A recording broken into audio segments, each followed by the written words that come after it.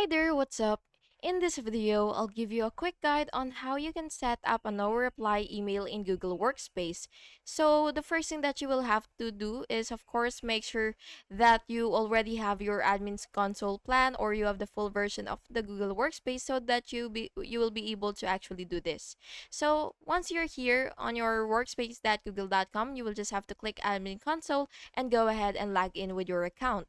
And then after that, you will see the users button. So go ahead and click that as well, and then you will see add new user, and you will just have to select that. Then you will create a new user with the name no reply and assign a professional email. For example, no reply at your domain.com.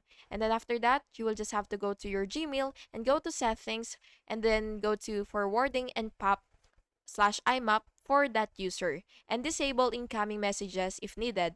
And by the way, you could also set an auto reply stating this is a no reply email, please do not respond. And that's basically just it. And what you will have to do once you're done, you will save all settings, and this email can now be used for automated notifications.